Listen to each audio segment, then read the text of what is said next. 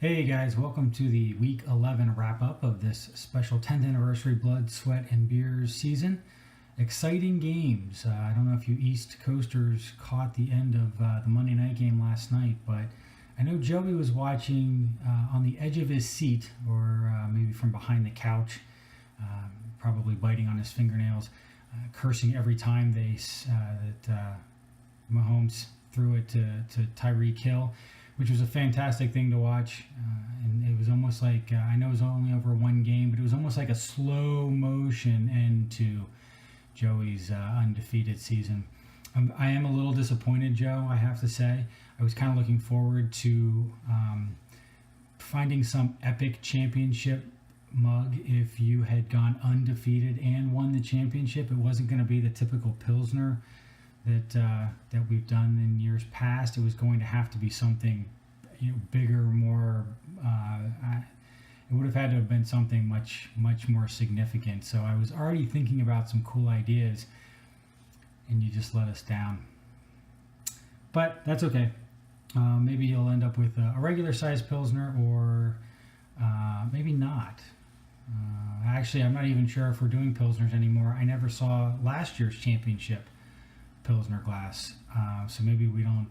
Maybe they don't exist anymore. I guess we'll have to see.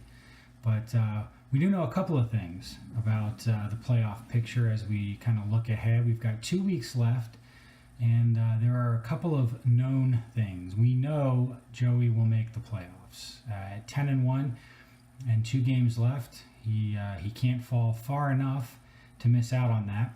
However, he's not guaranteed the number 1 spot. It could potentially fall to Hoffman. So if Joey loses this week and Hoffman wins, and then they go head-to-head in week 13 and Hoffman beats him, well, they would both end up at 10-3. And so that would be the head-to-head matchup. Now they would have split their games at that point, so then it comes down to total points. At the moment, Joe's 55 points up. But with Mahomes on the bench this week, it's just possible that Hoffman could end up taking that number 1 seed. But you got to win out. Hope Joey loses this week and score 55 more points than him over the last 2. But it's not a lock, so we'll see. Joe, you win this week, you're locked into the number 1 spot. We do know, Hoffman, that you're locked into the playoffs. We'll just have to see what the seed is. We also know that Aaron is locked into the playoffs as well. He's locked in. Even if he loses out, the other 5 and 6 teams can't all win out because Fun Bunch and Orlando Thunder play each other in Week 13, which means there would only be 2 of those 5 and 6 teams that could potentially match his record if he loses out at 7 and 6, and so he's guaranteed a playoff spot. Not quite sure what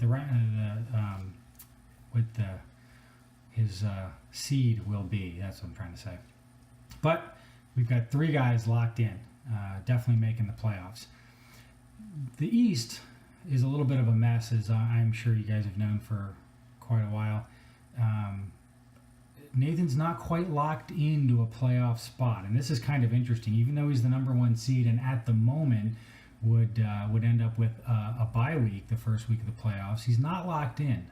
If he were to lose out and end up at 6 and 7, and for instance, Fun Bunch, so if I were to win out and end up at 7 and 6, I take the number 5 spot.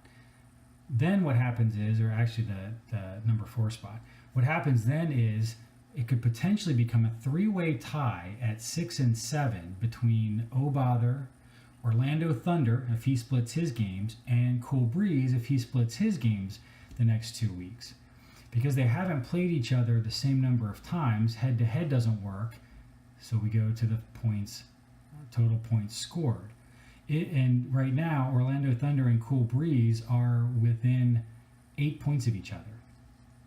If Orlando Thunder were to have more points at the end of the season than Cool Breeze, he gets the number 5 spot. Then it becomes a tie break between O'Bother and Cool Breeze. Thunder gets the number 5. You following all this? I think I need a chart to write all this out. Between Nathan and Keith, between O'Bother and Cool Breeze, Nathan would end up losing the tiebreak because he lost twice to Cool Breeze. And Keith would end up with the number 6 spot. So that's not a lock. As improbable as it might be, there is a scenario where it's possible that O'Bother could end up missing the playoffs. So we'll have to see. All you have to do is win one game and you're in. So hopefully that comes for you next week, Nathan. That way you don't have to sweat it out too much. You'll just have to wonder whether or not you're going to get the first week of the playoffs off, or if you're going to have to play them. Poncho, I think you're mathematically eliminated. I'll have to double check. You could potentially end up at 5-8, but I don't think that enough other teams would fall below. And I think, unfortunately, you're out. We know the Flames are out, and I haven't done all the math on our Alex Billy, because it gave me a headache because there's too many scenarios. So we'll shake out what happens this week and see what ends up, where we end up with scenarios that are much easier to explain without having to type it out and draw it on my whiteboard. So we know that Joey's in, we know that Harrison's in, we know that Aaron's in, and we know that Keith won't win the championship. So we'll see you guys this week.